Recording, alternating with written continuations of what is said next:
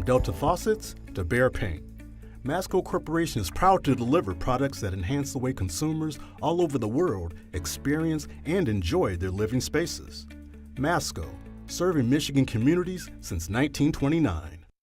Support also provided by the Cynthia and Edsel Ford Fund for Journalism at Detroit PBS. The DTE Foundation is a proud sponsor of Detroit PBS. Through our giving, we are committed to meeting the needs of the communities we serve statewide to help ensure a bright and thriving future for all. Learn more at dtefoundation.com. We help organizations find their voices through what they do and who they impact. We are VVK PR and Creative, a Detroit agency telling the stories of critical issues affecting the big picture and the small moments. Stories at Skyline Heights and on-the-ground influence. We lead with relationships first, solutions always, and with diversity as our compass. VVK PR and Creative. Nissan Foundation, and viewers like you.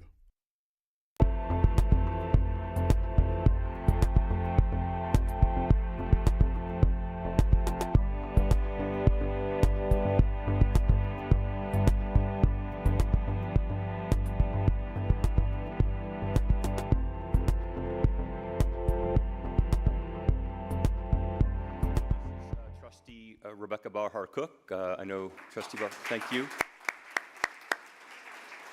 And if there are any other trustees, please, I want to be sure.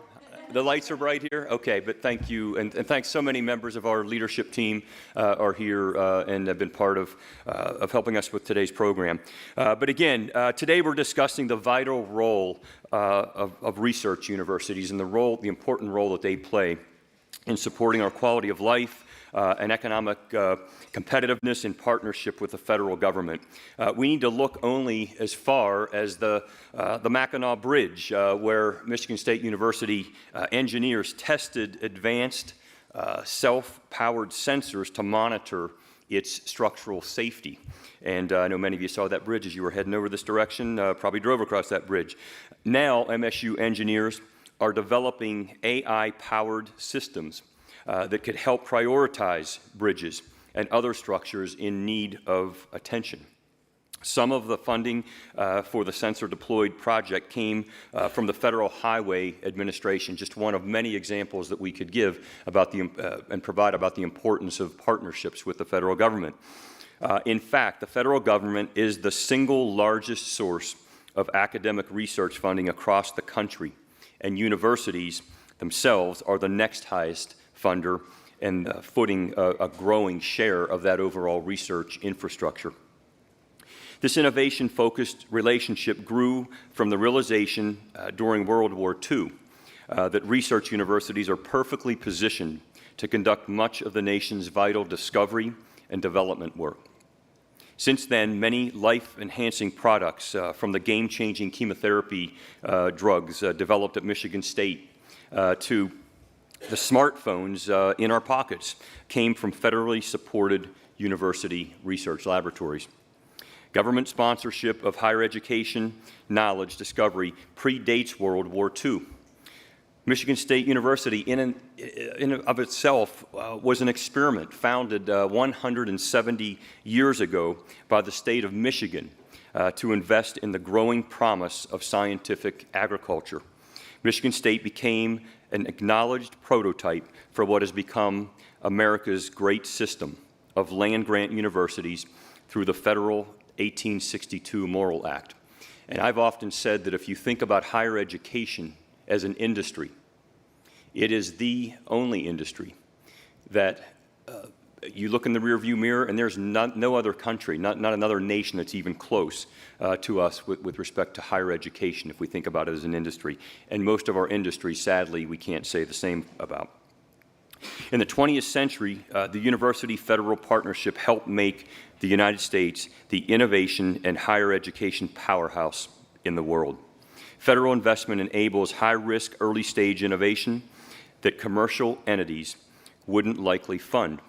It's the starter fuel, as we like to say, for American breakthroughs in health, security, and technology.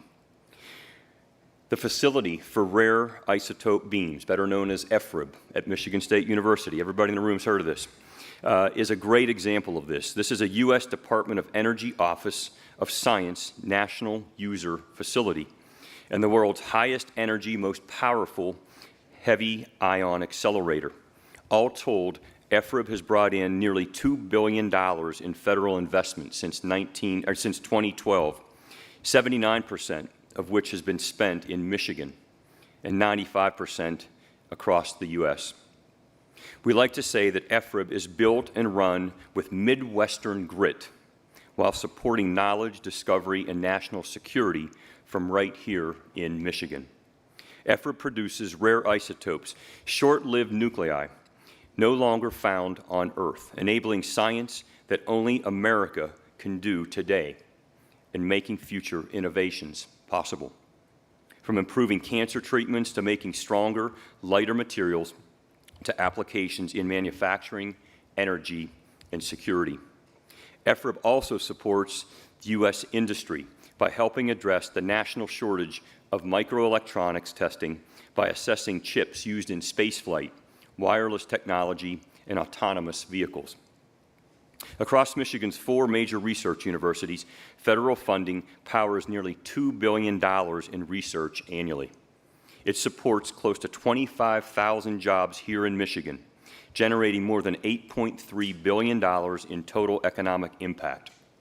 And in the process, we're training the nation's next generation of scientists and technologists. Over 42% of federally funded research staff at our Michigan research universities are students. So, it's been disappointing to watch the federal administration slashing critical investments in university research instead of supporting the sources of our mutual success. I wrote about this in about 2 months ago in a Detroit News op-ed. MSU is working diligently through our in-house response teams, government relations staff, and national associations to track, understand, and respond to these evolving and shifting federal mandates. And I know some of you in the room today are working very hard and advocating with us, and so I want to take this opportunity to thank you, and I talked with several of you already just today. So far, the government has frozen some $11 billion in academic research funding in the United States across a wide variety of programs and projects. At Michigan State, work funded through USAID and conducted by researchers like David Dalchis to create more resilient crops for partners abroad and benefiting Michigan farmers was eliminated. In 20 Michigan counties, work to improve health outcomes for expectant mothers and babies was conducted by MSU public health researcher Jennifer Johnson and now faces severe cuts through the National Institutes of Health. A $2.8 million Detroit wastewater surveillance project, among the first in the world to be able to predict COVID-19 over 2 weeks before clinical cases emerged, was also cut as researchers worked to refine it and expand its scope. And access to higher education offered by MSU through the AmeriCorps program, directly supporting more than 5,000 Michigan high school seniors and 22,000 high school students annually, is also at risk. These are often the first-generation students, low-income students, and we help them fill out their applications and financial aid paperwork and counsel them on post-secondary pathways. The consequences of this loss in a state desperately working to increase educational attainment and workforce training are concerning. And there's much to be concerned about in threats to medical research. Cancer research, for example, relies on a dynamic ecosystem including universities, pharma companies, biotech startups, federal agencies, and private foundations. The United States leads the world in cancer research, and we've witnessed dramatic declines in cancer mortality as a result, by more than a third since 1991. But with the federal government's retreat from research, further progress is jeopardized, and that will have a profound impact on the lives of people that we care for and care about. We're going to hear from some of the people who are on the ground here in Michigan every day, guarding the health of our communities, taking on research challenges, and activating talent in Michigan. So again, thank you for being here. We have an incredible panel, so let's get started. Go Green.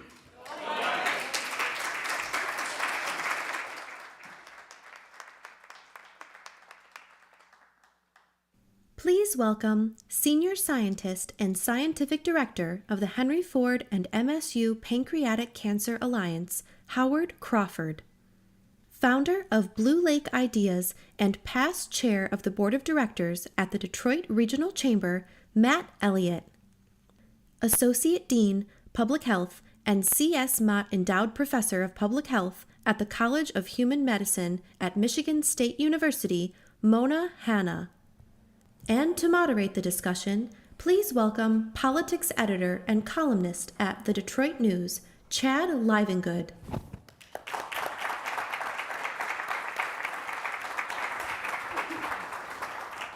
Well, thank you all. Thank you all for trekking to the island on Tuesday afternoon. Matt has a pretty good theory about why you all came. That's because there was a free lunch today. So, welcome, and really happy to have you all here and to be moderating this discussion. I wanted to start out with, because this is a little bit of a heavy topic to start a Mackinac Policy Conference on. So, Dr. Crawford, can you start by just tell us a little bit, like kind of boil down what you do, what your research is focused around, try to demystify university research for us for a second. And you want me to talk about pancreatic cancer to pep everybody up? Is that right? So I've been in the university systems for many years now. I work primarily at Henry Ford in Detroit. And I'm building a center of researchers that are focused on pancreatic cancer specifically. And I don't know, has anybody in the audience been affected directly or indirectly by pancreatic cancer? So you know what the story is. Someone gets diagnosed with pancreatic cancer, there's a median survival time of about 10 months. The first things they usually hear from their doctor is to get their affairs in order. And the thing that I always want to tell everyone that ever hears that, ever hears about someone else going through that, the first thing you should tell them is get yourself to a university hospital. Because that's where the second opinions are going to come, that's where the clinical trials are being conducted, and that's your best hope. And I have to say that when I started doing this research 25 years ago, the 5-year survival rate was 5%. Now we're at 13%. And that's mostly because of the progress we've been making at the university system in the university hospitals. And I'm glad to be a part of this endeavor. I'm proud to be part of the team, the global team that is making a difference for this disease. But I'm not just here to represent pancreatic cancer, so I'm happy to take all those questions anytime or after this. But cancer research in general, I've worked on many different cancers. Health research is something that we need to be focused on. And I wanted to start calling this disease cure research, not just cancer, but all kinds of diseases that are being studied at the academic level, and the fundamental research that can only be done at the university level because there's no profit in it. Is the companies are not going to want to do fundamental research. But what I'm doing now, this progress we've made, this is stuff that started 40 years ago, not 4 years ago. And what we have to have is a continuity of research so that we can make this progress mean something, and we can refine it, and that we can really bring these cancer treatments and all disease treatments to the public so that you can all benefit from it. And let's face it, if I'm talking to business people, your workforce needs to be healthy first and foremost. And so everyone will benefit from this. And I'm going to tell you, I'm not going to keep on my soapbox here, but we'll get into it in a little bit. But pancreatic cancer specifically is reaching a renaissance period that we have what we think are pretty close to cures, and with more research will become cures over the next 10 years. But if we stop research now, even if we interrupt it for 6 months, there's going to be a huge delay in all of this progress. And everything that we've been doing for the past 40 years will be upended. Dr. Mona, as we know you as Dr. Mona, Can you talk a little bit about what you do and how your research has evolved in the 10 years since Flint? Yeah, thanks, Chad. So most of you know me as the pediatrician who did the research to help expose the Flint water crisis. And it was the university, it was research that was the scientific safety net. It was the source of truth. It was the check and balance to kind of protect a community. And for me, that's what I think kind of research and what I think of a role of a university. We are there to kind of work hand in hand with communities to kind of promote the common good, to do the difficult work that nobody else wants to do the trusted, credible work to improve kind of the situation of the populations that we're privileged to work in. So that work was based on research. It was science that kind of helped protect an entire community. And really since then, the research that we continue to do is to continue kind of to advance those best practices to protect kids and communities everywhere. So right now I serve as a pediatrician still in Flint, the Associate Dean for Public Health with Michigan State University, and I get to still do lots of awesome research today. Not so much in terms of disease treating, but more disease prevention, which public health is all about. It's about making sure that we can put into place interventions and programs that protect health, that promote health, so that we don't have to spend so much time and money and resources once people get sick, but to make sure people can grow up as healthy as possible. So that's a lot about my work and my research right now. So there's lots of different kinds of research. It's all important research. And once again, we also very much rely on federal resources, really a blend of resources to make this impossible work become possible. Matt Elliott, you are, well, let's just ask this question. How did a banker get in between a pediatrician and a cancer doc? I must be doing something right. I don't know. So you look like an oddball on this, but tell us about what you're doing at MSU. Tell us a little bit about what your focus is on and how you've kind of come to intersect with the research end of the university. Well, I have the privilege of co-chairing the Green and White Council, which is one of President Guskowitz's signature initiatives. And what we're trying to do is more deeply connect the university with the business community to really drive some economic development outcomes and also workforce development outcomes. So we want to connect students with work-based learning opportunities. We want to make sure students are prepared for the challenges of the future. The thought experiment is the crop of students who graduated a few weeks ago will retire in the year 2070. So think about the amount of change that those students will go through. We want to make sure that they're equipped for that. And then the third thing is, and this is I think where the research piece comes in more closely, is we want to make sure that we at Michigan State are doing our part to drive the state of Michigan forward against the biggest challenges that we have. And one of them is our innovation economy and the work that the universities do across the country, but especially in Michigan, is absolutely critical. So here's a couple of stats for you. This is courtesy of the University Research Corridor. Every dollar that's spent at a URC, one of the 4 R1s, comes back to the state of Michigan fivefold. So there's a 5-for-1 return on that. Nationally, every dollar that's spent of federally funded research returns about $1.70 back to the economy, meaning it's self-funding. It's not a zero-sum game. These are investments. So these are things that are critical to a state where we're a top 10 state for R&D. So it's absolutely critical that this pipeline continue, and that's one of the things that we want to make sure is still going to happen during our work as the Green and White Council.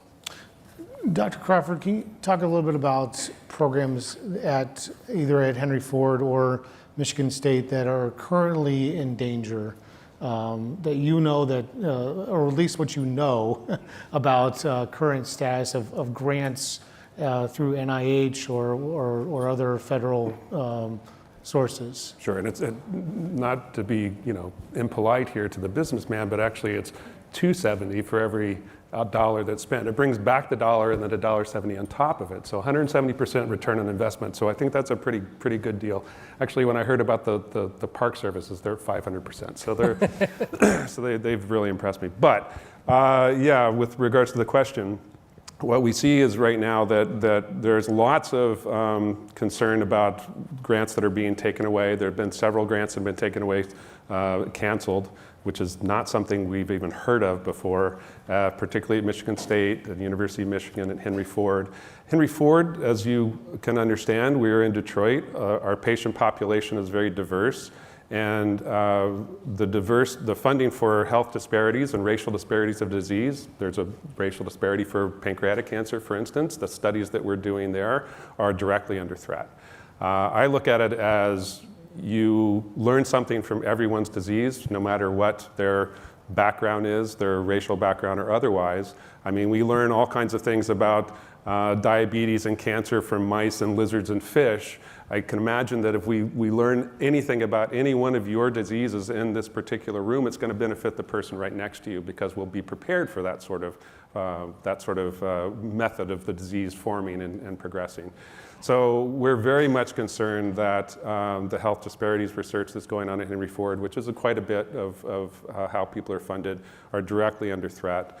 We also have several programs for funding a more diverse workforce, including scientists, that have been funded based on programs that are targeting them specifically. And right now we're very concerned about some of those scientists who are every bit as good a scientist as I'll ever be. Has nothing to do with their background, their ethnicity. It has nothing to do with that. It's just the opportunity that they've been provided and now is under threat. So it very much distresses me as a leader within my group to look at these young people thinking that this is not the career for them. This is not something that they're going to be able to keep doing and thrive and take care of their families.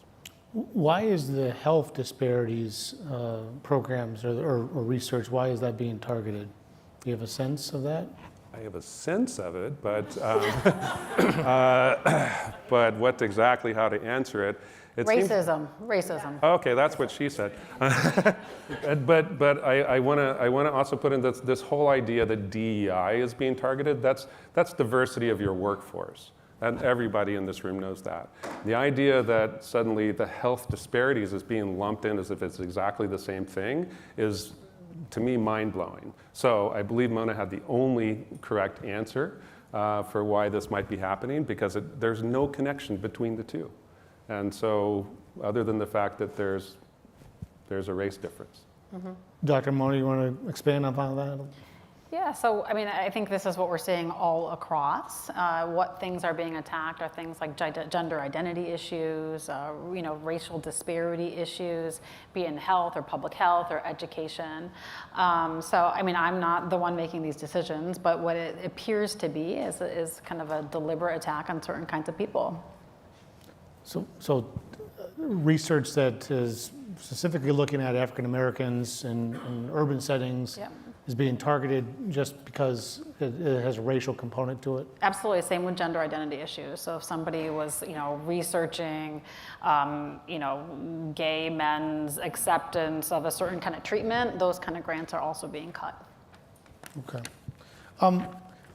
Dr. Mona, where are, in your area of MSU, and can you talk a little bit about some of the programs that you all are kind of trying to figure out if they're going to last much longer? Yeah, so we've built this incredible infrastructure at MSU, in Flint specifically, to do public health work. Thanks to the incredible support of the C.S. Mott Foundation, we have the C.S. Mott Department of Public Health, which is based in Flint. It's the first kind of named department after a foundation. We have been working hand in hand with the community to improve health outcomes even before the water crisis. And we've done it in a very kind of community partnered way, which is unheard of. We asked the people of Flint, like, hey, if we were going to bring like top-notch researchers here to Flint, like, what do you want us to work on?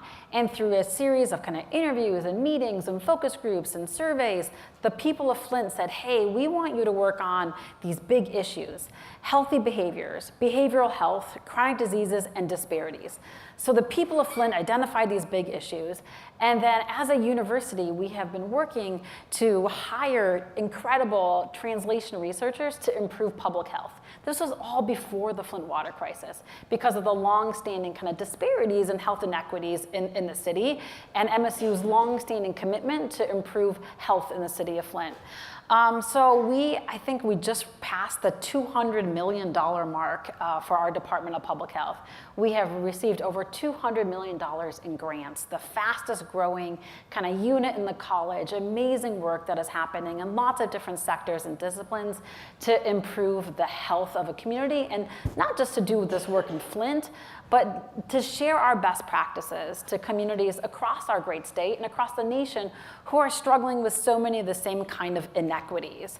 And a lot of those grants are federal grants. We have a lot of blended grants. We have foundation grants, and we have state grants, and other kinds of grants, but a lot of those are federal grants. And there is tension and unease and uncertainty every day. Are those grants going to continue? Are they going to be renewed? Are we going to be able to keep the people that we have hired, these junior faculty whose dream was to solve big problems and to be academics? Will they be able to have a job? So I'll share one example of kind of a big grant that is kind of in the state of limbo. So after the water crisis, we knew that it was really important for us to kind of follow folks over time. And that following folks over time is surveillance, is kind of epidemiology 101. So we knew, like after other big disasters in this country, that we would want to establish something called a registry to follow people over time. So after the water crisis happened, we went to the World Trade Center registry and said, hey, how did you do this? How did you create the infrastructure to be able to follow people and support them? And we talked to lots of other places that had had a bad thing happen and knew that they needed to follow people because the consequences of that exposure often manifest years, if not decades later. So we built something called the Flint Registry, and we worked really hard to get it funded. And after kind of a year and a half of lobbying and trips to DC, working really closely with our MSU government affairs staff in DC, we got funding for the Flint Registry as part of a line item in the CDC budget. So every year, we get $5 million a year. MSU gets $5 million a year that goes to the CDC to run the Flint Registry. It is one of the largest registries in the nation. We have over 20,000 people enrolled in this voluntary registry. And it's not just following people, it's doing what MSU does. We're like improving public health. We see how people are doing, and then we've gotten them connected to all these amazing resources in the community. So we've made over 30,000 connections to different services, like data-driven, awesome public health improvement work. And in the fiscal year 2025 budget, it was the $5 million was included to continue the work of the Flint Registry. And then a few months ago, the entire lead department at the CDC was RIFed, a reduction in force. So, and those are the folks that run our Flint Registry. So we don't have, and also kind of was part of that department was all the lead programming for the country. The childhood lead poisoning prevention program for the whole country has been eliminated. So we have no program officers, we have no program staff. We're in this kind of state of limbo. It might get renewed, it might not get renewed. It could be in the next year's budget, it might not be in the next year's budget. So this kind of state of uncertainty is what is being felt in a lot of academia and a lot of grants. Will we continue, will we not continue? And just having this uncertainty creates a pause in the work, and we often then lose incredible talent, and it's hard to move forward. Yeah, I did inquire to HHS this morning, and they got back with me and said this program will continue, but they didn't say how it's going to be part of the restructuring. Secretary Kennedy has not done all that yet, and so we're still kind of waiting. And obviously, you don't really have a sense of, if you could say it's going to, the funding will continue. It's just like the Department of Education, right? The funding will continue, but who's going to actually shovel the money and whatnot, and do the follow-up and all the functions of government. So, Matt, you had some thoughts about this? Well, this goes to the uncertainty point that Dr. Mona raised. We take for granted in this country that we have this remarkable infrastructure of federally funded research that is done at the university level, and that's been one of the really underpinnings of this incredible university system that we enjoy here in the United States, which was a key bedrock of our competitiveness. Every major, the 10 most valuable companies on the New York Stock Exchange right now all stand on the shoes of some technology that was originally developed at a university or by federally funded investment. So think about every internet company was funded by DARPA research. Tesla was funded by a $400 million loan from the DOE. SpaceX was funded and stands on the shoulders of technology developed by NASA. All of this started with an influx of talent that came from Western Europe at the beginning of World War II. And that is what built up a lot of our research universities in this country. That talent is now under threat. It's mobile. The European Union has approved a 500 million euro fund to recruit talent, mainly from the United States. The government of Great Britain has approved a 50 million pound fund, and the researchers are listening. So the journal Nature did a poll earlier this year and just simply asked 1,000 or so researchers, are you thinking of leaving? 75% said yes. So all of this talent is mobile, and uncertainty does not help keep people here, right? So if you have an alternative that's certain, it's very likely that we're going to lose some talent. And to the point made earlier, that continuity of research is really important because a dollar spent at the federal level today shows up in the economy roughly 12 years later. So it's important that we have this level of continuity and that we continue to fund this research at a high level because frankly, other countries, namely China, now spend more on R&D as percentage of their GDP than we do. Right, so we need this to continue to be competitive in the world. Dr. Crawford, are you going to go do some pancreatic research for the Germans? No, the Portuguese seem really good. But I mean, in all seriousness, is that in your job? Is there people knocking at your door? All the time. I mean, this is what I have to deal with all the time, and I can't really give them the confidence that things are going to be better here now because none of us know. And that's, the best I can do is be honest and say, do what you've been doing, do the best you can. But yeah, you've got to look, you've got to pay attention, you've got to keep your eyes open. Where can you continue to do what you're good at? And that's not always with us. And I just want to bring up, I don't know what people think it was like back in December 2024. It's like cancer funding. If you put in a cancer grant to the National Cancer Institute, only the top 9% of those grants were going to be funded in the first place. It was already very depressing. It was already so competitive.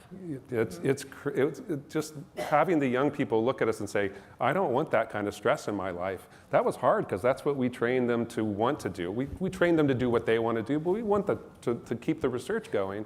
And that was already stressful. And now they don't even know if that's going to be funded. Yeah, we're losing brilliant minds who want to go into science, who want to make a difference in the world, who want to be academics. And who will train the next generation after that. If they're all gone, it's all gone. And they're going to end up going into business. Yeah. Like banking. Well, don't nothing wrong with that. Just kidding. maybe journalism. We need journalism. But I mean, are there also universities in other countries that are seeing this as an opportunity to move in on the Michigan States and U of M's and Wayne States of the world? I wasn't kidding about Portugal. You've already mentioned Great Britain. I mean, I'm just even in my field, those are two big ones.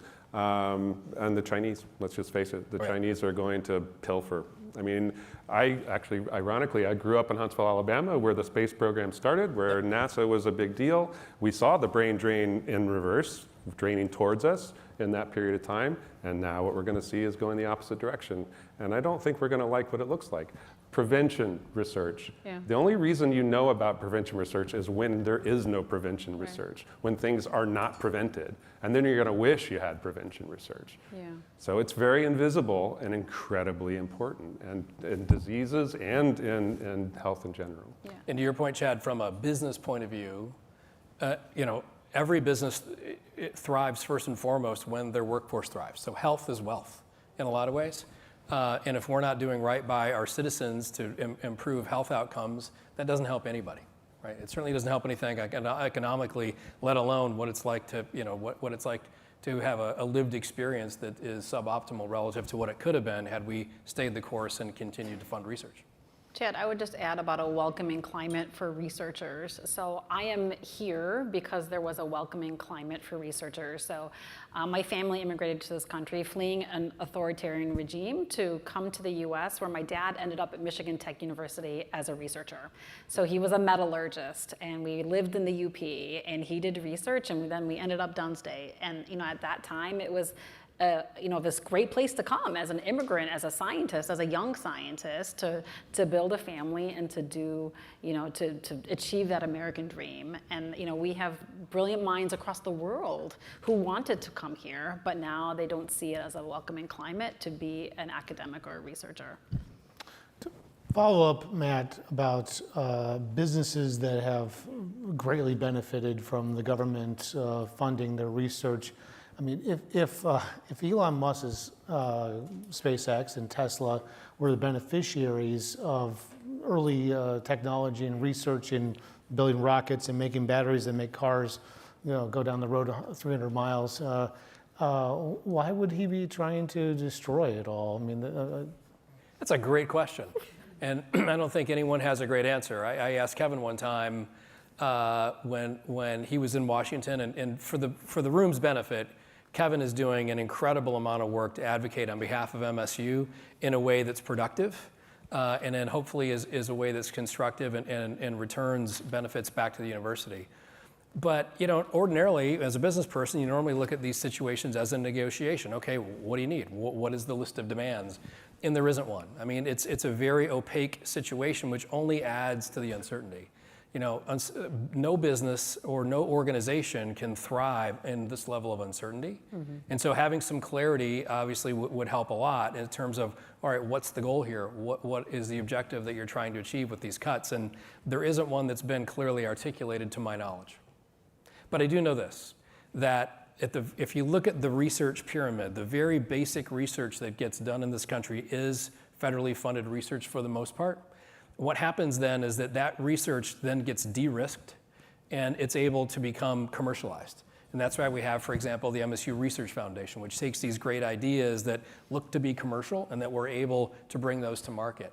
But it takes a lot of work in order to do the basics to get you and to get an idea to that place. And if we don't do that, what we're going to end up doing is living in a house without a basic foundation. Dr. Mona, when you were here in 2016, I recall you were kind of given a hero's welcome, I think is a way to deservedly describe it. So. And there was a big fundraiser for the Flint Kids charity. There was a lot of emphasis around and a lot of bipartisan efforts around trying to fix what government broke. And here we are 9 years later, and you are seeing what is happening at the federal level, which will then transpire at the state level because the state budget is so tied to the federal funding. How are you feeling about sort of the things 9 years later as you sort of look at these experiences, how you came in, we came to know you because of an austerity event, for lack of a better term. Oh, you nailed it. So there's been a lot of reports and investigations about why Flint happened. How could this have happened to a great American city in the middle of the Great Lakes when there's all these laws and policies? How could it happen that this city for 18 months had kind of poisoned water and nothing really happened? But it was the voice of science and academia that finally kind of made a difference in the story. There was one report by, if you remember, the Five Guys task force. So Governor Snyder had a task force of 5 guys. I was really upset it was 5 guys, but it was 5 guys. But they were great guys, and they kind of wrote up how did this happen? What was the crux of this situation? And they pointed to austerity, and it wasn't just the austerity of changing the water to save money, But it was years of austerity in state government and federal government that really had hollowed out our bureaucracies, our Department of Natural Resources at the time, our public health departments, where they had become skeletons of themselves, and they only really could react to crises, and they didn't have the infrastructure to really be proactive and to prevent issues. So it was these chronic attacks on big government, this desire to make government so small, that was one of the reasons that Flint happened, because there wasn't that memory and that knowledge and that competence. And I'm not saying that we need big government, but we need trains to run on time.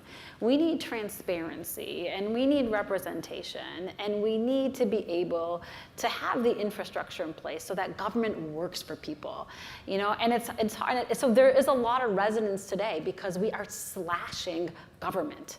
We want it to be small, not we, people want it to be small. Attacks once again on big government and inefficiency.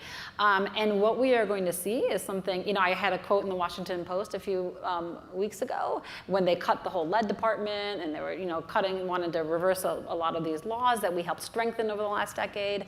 And my response that we will see 1,000 Flints to come because of this, because of these attacks on government, these austerity-driven attacks on government with no regard for public health, these kind of anti-science attacks. We will continue to suffer. And there's once again a lot of resonance to what happened about a decade ago.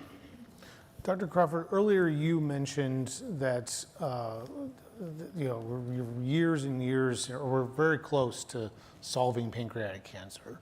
That a 6-month disruption will be really hard to just start back up. Can you talk a little bit about what that really looks like if there is an interruption of 6, 12, 18, 4 years? Yeah, well, I've kind of already touched on it. What we have, very specifically, is that, we know pancreatic cancer is driven by a particular mutation. We had no idea how to drug that mutation. Back when I was a graduate student, if you look at the textbooks, actually all the way up until the early 2000s, they called this mutation undruggable in the textbooks. 14 years ago, someone came out with the first drug that could target this mutation, and now there's 50 more drugs that are all able to target this protein. We also know that cancer is a foul beast. It's going to find a way to get around it, but we've been preparing for 40 years about what happens if you don't have that mutation, what's going to happen then. We're ready for the resistance. We're ready for everything that this cancer is going to try to do. Well, not everything, I shouldn't say that. False promises are not something I like, but there's a huge amount of promise in the clinic right now. These things are in the clinic right now, and we know that they're effective.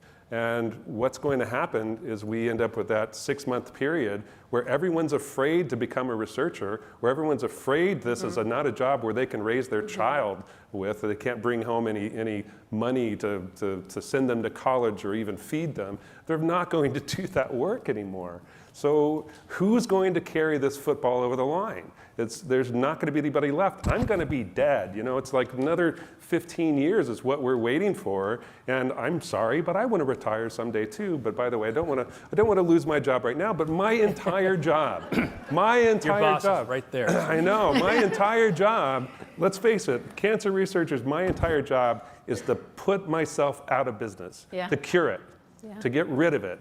And I have nothing left to do. Yeah. So, you know what? Bring it on. If that's the way you want to fire me, let's do it. But not this way. A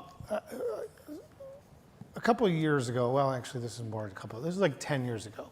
I was at the Truscott-Rossman Punchki Day event. Those of you who've been Talk there. about, I get accused of geeky stuff. Now that is geeky stuff. Yes. Well, this was a very pure Kelly Rossman McKinney thing for those who know the late, great Kelly Rossman.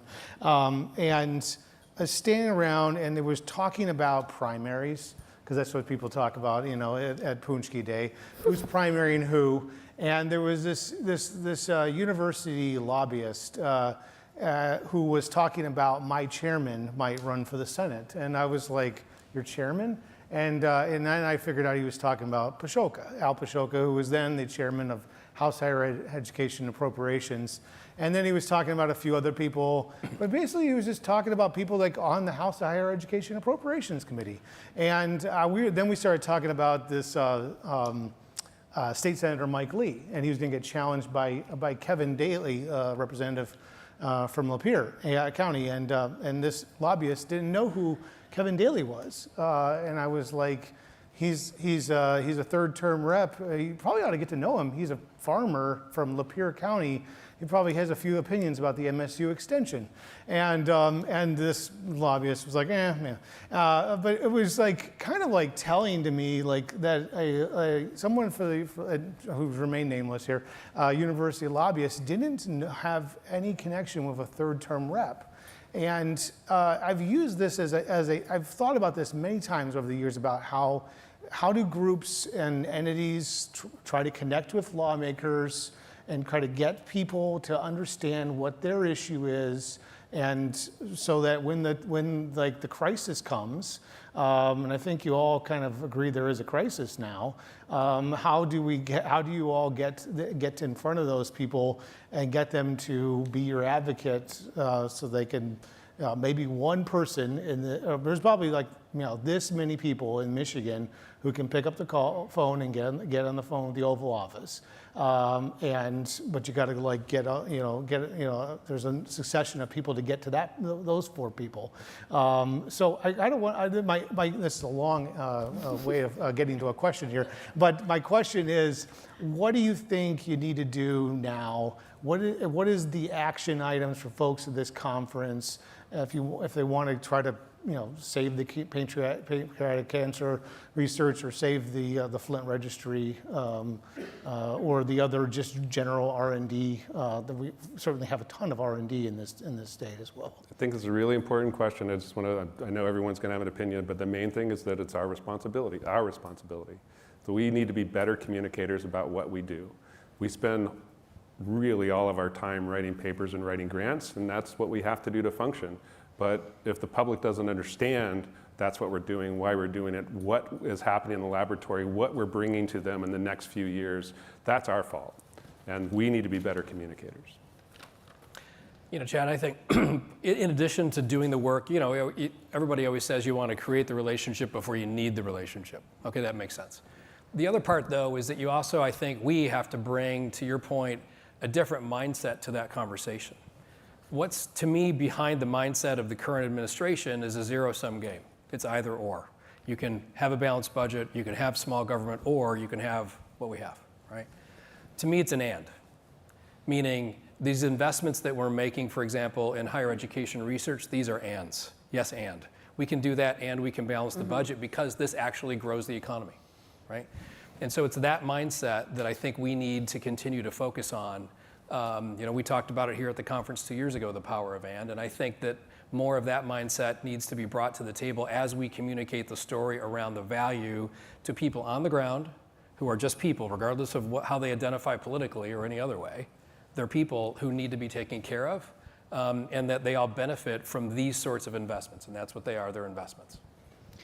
So I would echo what was shared regarding communication. So during the first Trump administration, I was asked to co-chair the inaugural March for Science with Bill Nye, the science guy, which was so cool to hang out with Bill Nye. I was there. You were there? I was there. All right. It was a rainy day in DC. It was a rainy day. Yeah. And I was so excited to do this because my message was to other scientists and academics and physicians that we need to get out of our ivory towers and classrooms and labs and clinics and get in and be more comfortable in these public spaces. My last article was in the Washington Post last week. It was not in the Journal of XYZ. I'm still publishing in the Journal of XYZ, but it's almost more important to be able to talk to the general public. But we were never trained to talk to journalists and to talk to policymakers. It's getting better now, but we have to seek out those opportunities and practice those opportunities. Fortunately, that was part of my professionalization as a pediatrician. We were always trained to be advocates. So when the water crisis happened, it wasn't my first time talking to a legislator, nothing like it was then, and it wasn't the first time talking to media, but we have to seek out those opportunities, and we have to embed those trainings in the kind of the training of future scientists. So that's part of it. And then I would also say, you know, my lexicon has changed quite a bit. You know, I can tell you also, for example, the return on investment for every lead pipe we replace, the societal savings of that. I can tell you how, for example, our RX Kids program, which is eliminating infant poverty, which MSC was leading, how that program is an economic stimulus for local communities. Like, I used to only talk like health and science and what's good for families, but I have now these other kind of you know, things that I can talk about because I'm often asked about that. The last time I testified before Congress about the Infrastructure Act, you know, people are like, well, we can't afford this. We can't afford to dig up every lead pipe. And in my pocket, I had a response, we can't afford not to. There's a cost of inaction, and this is exactly what the price is. So my kind of lexicon has changed to be able to be part of these conversations and to influence people who also care about these things. We have time for questions from the audience right now. If anybody has some questions for the panelists, we'd love to hear from you. Right here in the front row.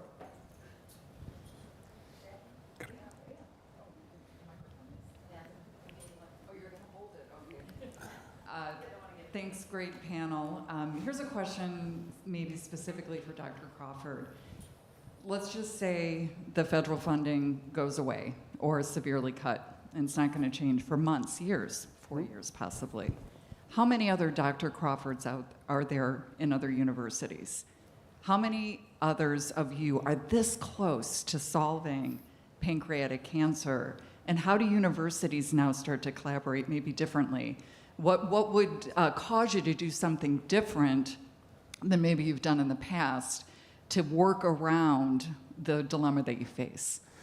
So I have a sort of a different problem than what you're presenting, because pancreatic cancer for several years was completely underfunded compared to every other cancer.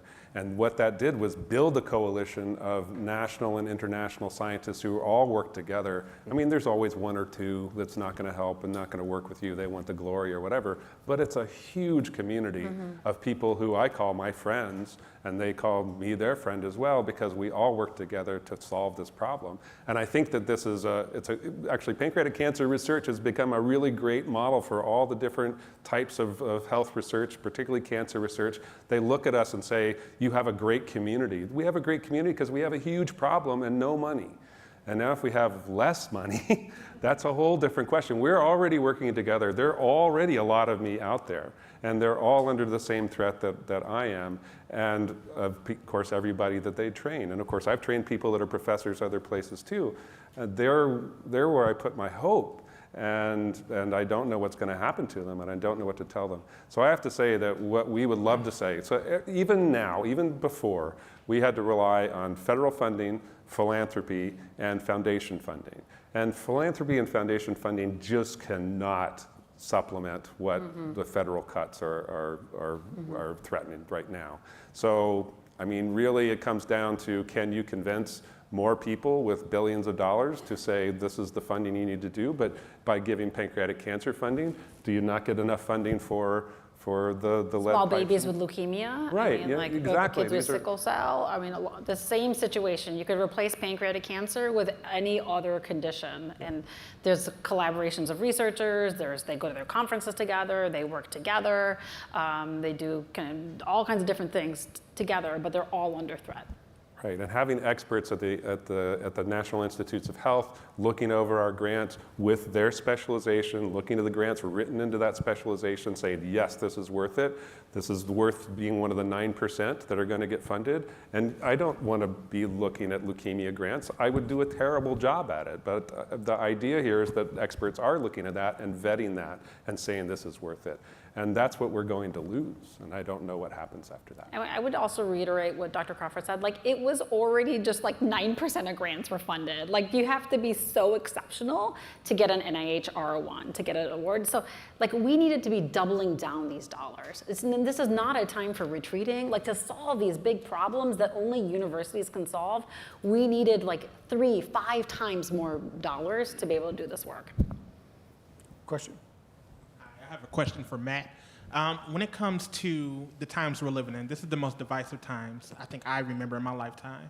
How do you talk about the power of and?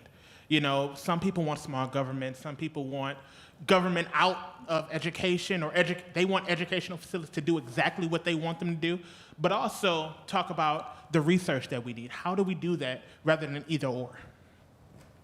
Well, I think that, thanks for the question. I think personally, this is I'm speaking on another panel tomorrow. We're going to talk about the exact same thing. We're going to talk about uncertainty. We're going to talk about the clock speed, the pace of change. We're going to talk about the opacity of the why. And, you know, the word that I land on is chaos. You know, and really the challenge that we all have in this room as leaders is how do you tame that chaos? And to me, the challenge really is to get really clear on what are the things that are going to make a difference, not just getting through today's crisis, but maybe creating some healthy tension that helps you work through the big issues that really make a big difference, right? How do we really drive positive health outcomes for all of us, for example, in the state of Michigan and around the world? These are the kinds of things that we need to get really clear on, and those are the areas where you can start to say, okay, these are the win-wins that we can build, and we can start to say, well, maybe funding research like this is not an or, it is an and, because when I do this, now I can see, for example, the return on that, because I'm much more better educated on that. And I'm also got more people around the table who are all invested in that outcome. So to me, this is more of these issues, these really big, weighty issues, you want to bring the power of and to solve them, because we don't have playbooks for this stuff. If the playbook's written in either or, you know, option A or option B approach works fine. But when you don't have a playbook and you have to write it, that's when you have to come together, define a win-win, and move forward together. And I think that's exactly where we are in this room, because in the words of my friend Carrie Dugan, no one's coming to save us. We're going to have to save ourselves, and the way we're going to do it is the power of and. Dr. Hanna, what is the ROI on those lead pipes? And if you could just elaborate on that, I'd love to know more. Sure. So the return on investment of lead pipe replacement, I'm happy to send you some articles. However, the EPA recently released a report, and we actually did some research here in Michigan as well, because Michigan was the first state to adopt a model lead and copper rule, which mandated the replacement of lead pipes over the next 20 decades. And then the national government, the federal government, finally updated after 30 years the lead and copper rule, which mandated replacement of all lead pipes across the nation over the next 10 years. So this all happened because of Flint and because of Michigan really leading the way and protecting now the health of millions of people across the country. So when they calculated the return on investment, it included things like cost savings when it comes to special education, healthcare, criminal justice, increased economic productivity, but also cardiovascular health. So lead is one of the leading causes of hypertension, high blood pressure, and cardiovascular disease, which is one of the greatest costs to our healthcare system. So I don't remember the exact number, but when you add all those things together, there is a significant return on investment when you do that prevention work. Okay. Any more questions? Well, I'm just going to say one last thing, because it bounces off what was said earlier. The other thing that really, the idea of the power of and, you know, education and research go hand in hand. We have a program to go into the secondary schools, the science classes in Detroit, to try, well, what we did do was try to convince students that science was worth doing, and to take on the education that they need to make a profession in science, to bring new perspectives to the health disparities issues or anything else, and just to convince them that it was worth doing. It breaks my heart. I can't even do that now. I can't go there and say, this is something that you need to think about. This is something that you need to do. I can't tell them that now. I don't know what to tell them. And it's just, to me, that's the worst part. Can I end on a happy note real quickly? Yes. So, what, not pancreatic cancer? So it is the best job in the world to work for a university. because we can ask really big questions, and we don't just have to talk about it and write articles about it. We can work to solve these big, impossible issues. And I think that's the and. We don't have to, we can keep, we keep going, and we are this trusted entity, not just in our communities, but throughout the state to solve these big problems. And only, to me, I love working for a university because I can't imagine any other place where I can do this incredible, impossible work besides at a university that is committed to solving these big problems, and in this time is actually still solving those big problems. So once again, this is a time to double down on our universities, to be grateful for incredible leadership at our universities who are committed to making sure that we can continue to do this work. Well said. Please welcome back to the stage Kevin Guskowitz.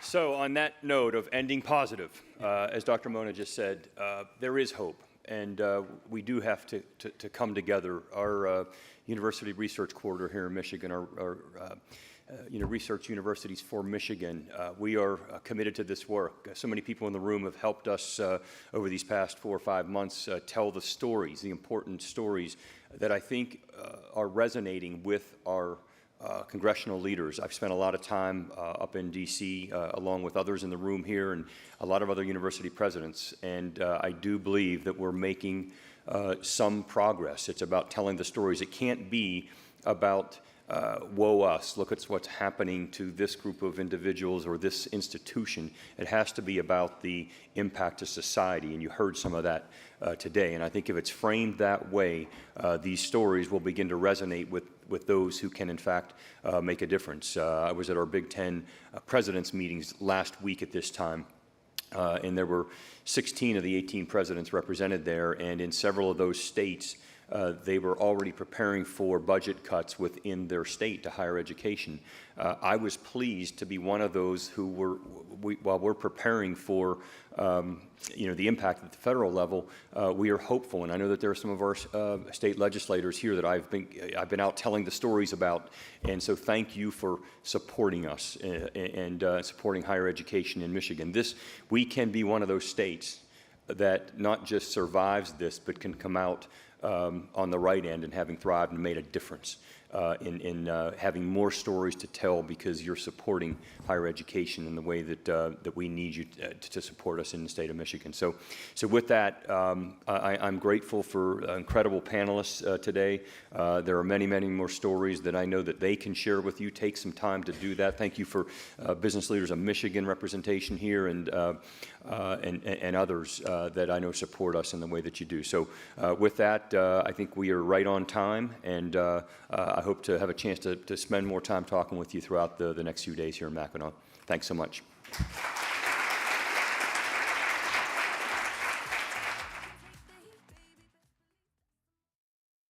From Delta Faucets to Behr Paint, Masco Corporation is proud to deliver products that enhance the way consumers all over the world experience and enjoy their living spaces. Masco, serving Michigan communities since 1929. The DTE Foundation is a proud sponsor of Detroit PBS. Through our giving, we are committed to meeting the needs of the communities we serve statewide to help ensure a bright and thriving future for all. Learn more at dtefoundation.com.